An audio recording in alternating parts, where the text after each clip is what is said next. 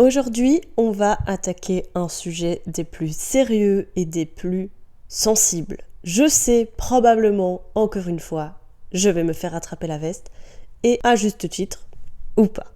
À vous de me dire. Je suis d'avance extrêmement désolée de ma voix de canard, mais je suis malade, et pourtant je n'avais quand même pas envie de lâcher mon micro cette semaine. À l'heure où vous écouterez ce podcast, vous serez tous en train de réveillonner, et tant mieux pour vous. Et moi, eh bien, je mangerai mon plateau de sushi en votre honneur. C'est parti, let's go. On rentre dans le vif du sujet maintenant.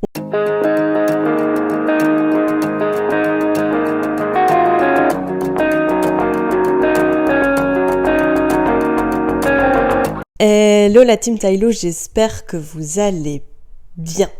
Et voilà, il est l'heure, vous passez probablement à table à l'heure où ce podcast sort, et joyeux Noël à vous, bien évidemment. Bien que ce sujet va être la base, bien sûr, Noël et globalement les fêtes de fin d'année de cet épisode de podcast, bien évidemment, joyeux Noël, bonne fête, et que tout se passe pour le mieux pour 2024. Je vous souhaite bien évidemment le meilleur, que ce soit entouré de votre famille ou de votre famille poilue, à sabots, bien évidemment. Autre info utile, eh bien nous avons débarqué sur la nouvelle plateforme qui n'est d'autre que Threads, et encore une énième plateforme du groupe Meta qui honnêtement m'éclate au plus profond, donc n'hésitez pas également à venir nous rejoindre là-bas. Les pseudos sont toujours les mêmes que pour Instagram, etc. Madeleine et Tylo, let's go, on est parti dans le vif du sujet, et voilà.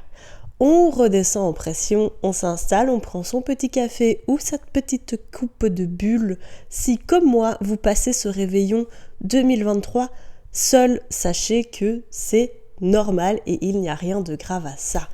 Toute l'année, j'ai lutté et je vous ai rabâché dans les oreilles qu'il fallait arrêter de normaliser des choses qui ont été normalisées depuis les approximativement 4 à 5 dernières années. Mais là, aujourd'hui, j'ai envie de vous parler d'un sujet bien plus important que tous les sujets un peu plus légers qu'on a abordés lors de cette année 2023. Oui, je déteste les fêtes de fin d'année et plus globalement Noël. Alors, je ne fais pas partie de ces familles qui sont extrêmement soudées. On s'aime très fort, c'est pas la question, mais on n'est pas ces familles qui se voient tous les week-ends et qui faisons chaque truc un week-end ensemble. On a tous une vie bien distincte et bien différente et bien chargée comme ça. Ça n'empêche pas l'amour et ça n'empêche pas de se retrouver et d'être tous heureux ensemble, mais pour nous, Noël n'est pas cette occasion de se retrouver et d'être tous ensemble. On a d'autres occasions le reste de l'année pour se retrouver et faire entre guillemets un réveillon, même si on est le 18 juillet. Aucun sens, je vous l'accorde. Au-delà de ça, c'est pendant des années, Noël a été probablement, comme beaucoup d'enfants, ma fête préférée, parce que en Belgique, déjà, le mois de décembre est très important.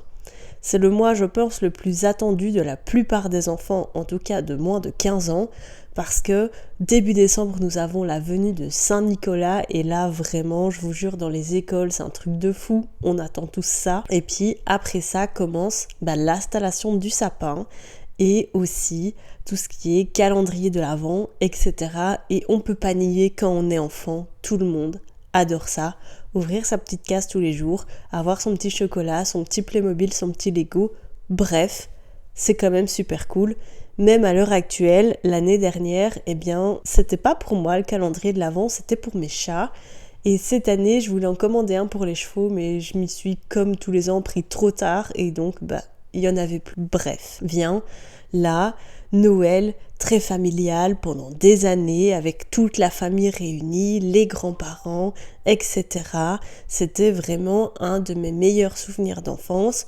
Globalement, si on rejoint tous les côtés de la famille, on a quand même une très grande famille à la base.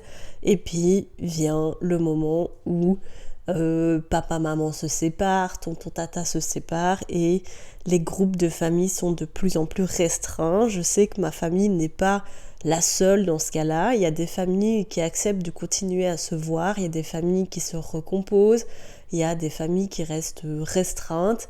Et voilà, chaque famille est atypique à son sens et ça fonctionne très bien comme ça et tout le monde n'a pas besoin d'un énorme repas de famille très bruyant, très convivial, si on peut appeler ça comme ça. Et ça n'enlève pas la magie de Noël pour les enfants. J'ai, jusqu'à l'âge de mes 14-15 ans, de merveilleux souvenirs des fêtes de fin d'année, des Noëls blancs, des surprises, des cadeaux, des chasses au trésor, etc. Donc vraiment, il n'y a pas de discussion à faire en fait. Mais je vous plante un peu le décor, très long décor, je vous l'accorde. Vient ensuite l'âge de 14-15 ans, peut-être un petit peu plus, se passe un traumatisme dans ma famille, en tout cas pour ma part, qui est encore à l'heure actuelle un très gros traumatisme. Je sais plus vous dire exactement l'âge que j'avais, je devais peut-être avoir 15-16 ans, grand maximum. Il se trouve que pour des raisons de santé, mon papa est hospitalisé depuis quelques semaines, et à la base ne devait pas sortir pour les fêtes de fin d'année. Vous vous doutez bien, moi je suis dans une famille de parents séparés, et comme l'ont toujours dit mes parents, ils ont mieux réussi leur divorce que leur mariage, parce que pour nous, ils ont vraiment tout fait pour que tout se passe au mieux, et ça a été le cas. Maintenant, cette année-là tombait que ce réveillon-là plutôt, j'étais chez mon papa. Chez mon papa, on était une famille recomposée, de beaucoup de monde, et donc ça faisait tout de suite beaucoup de monde aux fêtes de fin d'année. Le tonton, le tata, etc. Même chose du côté de ma belle-mère, etc. qui elle-même avait déjà 3 enfants, et donc, ça faisait vraiment beaucoup de monde, mais on avait une grande maison, donc ça posait pas de problème. Et il fait donc que cette année-là, mon papa est hospitalisé, et à la base, il ne devait pas sortir.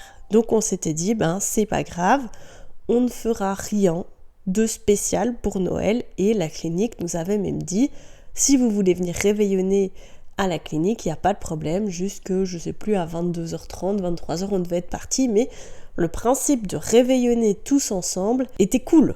Voilà, donc moi je faisais des pieds et des mains pour aller réveillonner à la clinique, et puis vient la surprise quelques semaines, je vais dire 1 à 2 semaines avant le réveillon, que la clinique nous dit, écoutez, ça va beaucoup mieux, et votre papa peut éventuellement sortir le 24 fin de journée et revenir le 25 début d'après-midi. Donc on se dit trop cool, vraiment très très cool, on va passer un chouette Noël.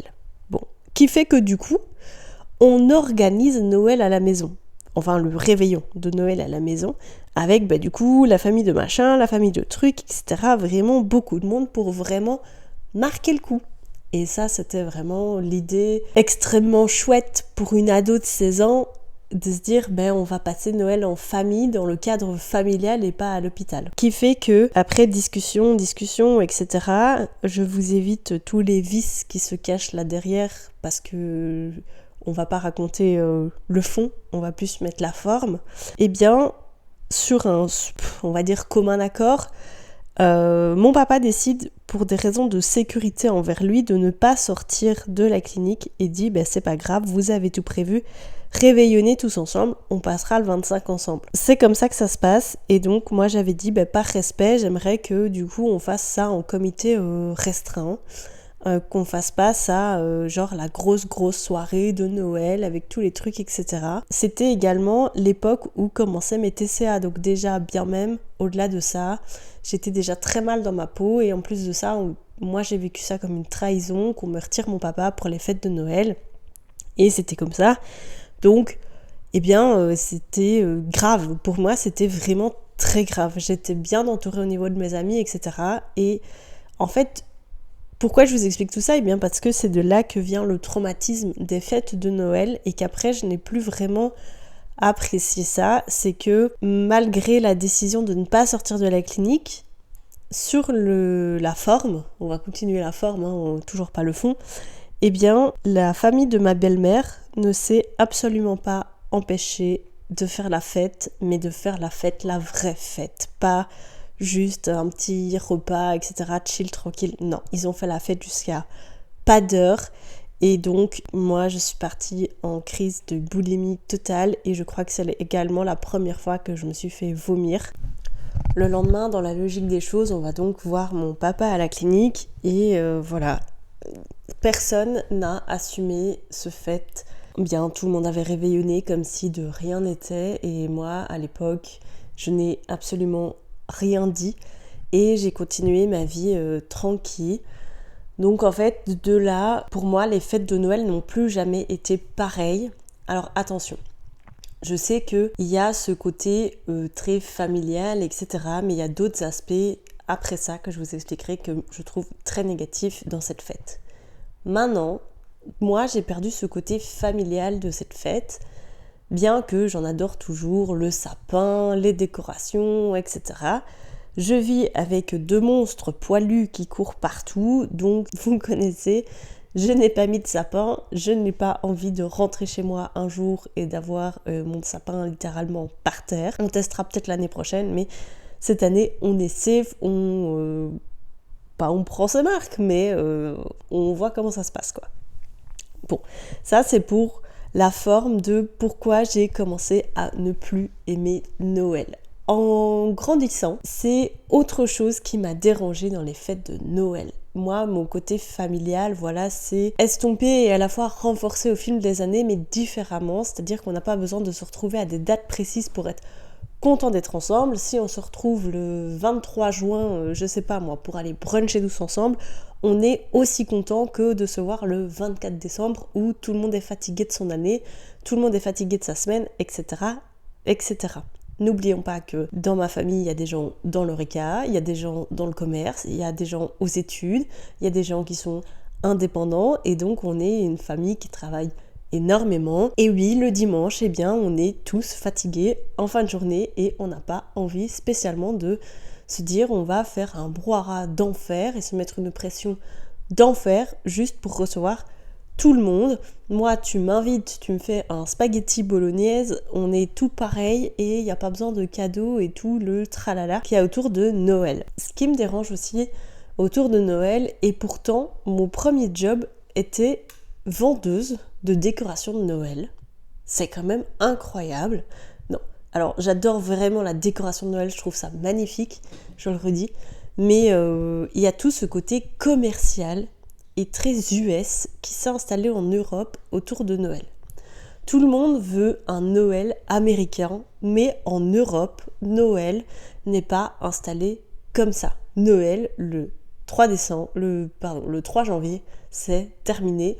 Tout le monde a remballé son sapin et on passe déjà à la suite de l'année. Noël aux US et en Angleterre, le 20 mars, ils ont toujours leur sapin, c'est toujours la féerie de fin d'année. Il y a ce côté aussi où il faut absolument faire des cadeaux. Sauf que quand tu débutes dans la vie ou quand tu es étudiant, t'as pas le même budget cadeau que quelqu'un qui a un très bon salaire derrière lui et qui a 15 ans de carrière derrière lui.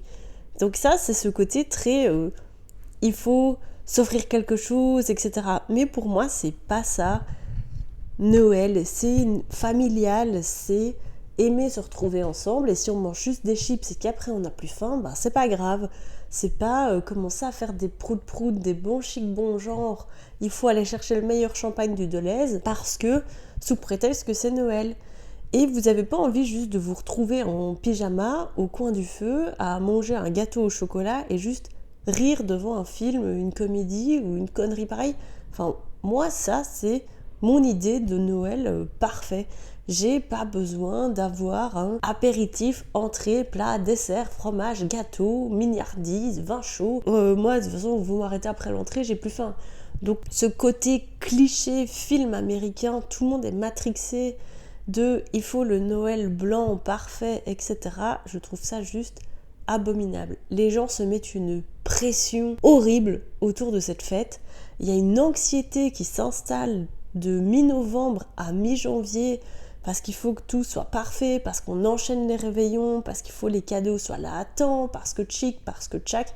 C'est anxiogène à mort et je trouve que ça a un côté très non festif de la chose. Comment est-ce que vous pouvez, je sais pas, dites-moi, mais comment est-ce que vous pouvez profiter d'une soirée ensemble alors que vous êtes mis une pression d'enfer pendant 3 semaines parce qu'il faut trouver le cadeau idéal pour Georgette, 13 ans, le cadeau idéal pour Jean-Jacques, 27 ans, et le cadeau idéal pour Mère Grand, 92 ans. Oui, vous avez des cadeaux pour tout le monde, mais est-ce que c'est vraiment ça, finalement, l'important des fêtes de fin d'année ?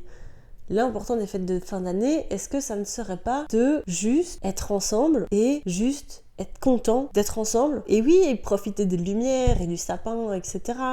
Mais je sais pas, si vous voulez vous faire un cadeau, faites-le spontanément le reste de l'année. Il y a ce côté très anxiogène. Moi, je suis commerçante dans la vie, dans divers commerces, et je vous jure que le mois de décembre, on l'appréhende. Ça, je peux vous le dire, c'est sûr et certain. Le mois de décembre, autant on sait que ce sera notre meilleur mois de l'année en termes de chiffre d'affaires, autant on l'appréhende. Les gens sont désagréables, sont tendus, en perdent leur politesse et nous traitent littéralement comme des chiens. Alors oui, je vous l'accorde, je vends des croquettes pour chiens et pour chats et tout type d'animaux autres, mais c'est pas une raison pour laquelle je dois être traitée de la sorte. Je travaille dans d'autres secteurs également, mais vous êtes devenus littéralement fous. Et le pire dans tout ça, c'est qu'après, c'est nous, commerçants, qui allons nous en prendre plein la figure parce que vous trouvez qu'on est trop tendu. Mais comprenez-nous aussi, c'est que nous, on est là sur le piquet de guerre pendant toute l'année et que on se prépare psychologiquement à vous avoir tendu comme des strings au mois de décembre. On doit rester cordial, poli, gentil, serviable et tout ce qui va avec le commerçant, parce que vous oubliez parfois qu'on est humain et qu'on n'est pas des robots, qu'on peut être malade, qu'on peut être fatigué, qu'on peut être etc., comme tout le monde, comme vous et moi, que parfois, oui, on n'a pas le temps à vous consacrer parce qu'on a 5 personnes qui attendent encore des conseils pour des cadeaux pour le chien, pour un nouveau pain, j'en sais rien, ce que vous voulez. Et après, c'est nous qui passons pour des mauvais parce que, eh bien, on n'a pas été assez cordial et qu'on n'a pas pris assez le temps. Sauf que, si on prend 40 minutes à vous conseiller et que la personne d'après doit attendre 40 minutes pour vous conseiller, être conseillée, et qu'on reprend 40 minutes avec elle pour la conseiller, mais la personne, la 5e personne dans la file, elle a attendu 5 heures, mais son chien il est mort de faim. Comprenez un peu la métaphore. Donc oui, au mois de décembre, il y a ce côté anxiogène et ce côté très... Tout le monde est stressé et c'est horrible. Eh bien, vraiment, je sais pas, mettez-vous en mode off et juste chillez, juste profitez. Alors oui, il pleut, oui, il fait gris, oui, il n'y a pas de soleil, oui, il n'y a pas de neige. Mais juste, je sais pas, prenez du recul face à la situation et dites-vous, en fait, on va juste kiffer un moment en famille. Et si j'ai pas le plus beau cadeau de Noël pour le chien, ou si je n'ai pas le meilleur champagne du Colruyt, c'est pas grave. Juste, l'important, c'est d'être en famille. Juste, profiter. Nous, ça fait quelques années maintenant qu'il n'y a plus de cadeaux à Noël. Pourquoi ? Parce que ça évite simplement ce côté anxiogène de la course aux cadeaux. Moi, je suis déjà avec des gens toute la journée. Le 3/4 de ma famille ne sont pas commerçants, mais côtoient des gens toute la journée également. On n'a pas envie, à 17h, le seul jour de la semaine où on termine à 17h, d'aller faire la course aux cadeaux dans les galeries commerçantes où vous allez vous taper dessus pour une paire de chaussettes, d'aller faire la course aux cadeaux. Simplement. On a juste envie de kiffer, rentrer à la maison, boire un verre de vin, prendre un bain et prendre l'apéritif. Et si il n'y avait pas ce côté commercial autour de Noël, je pense que tout le monde vivrait bien mieux. Je vous le jure. Voilà, je n'ai rien d'autre à ajouter. Non, plus sérieusement, détendez votre string. On aime tous Noël, c'est très sympathique, mais zen les gars. Sur ces belles paroles, je vous souhaite déjà et encore toujours de belles fêtes de fin d'année. J'espère que tout se passe bien de votre côté et on se retrouve dès la semaine prochaine pour un nouvel épisode de Therapy Tailo. Ciao.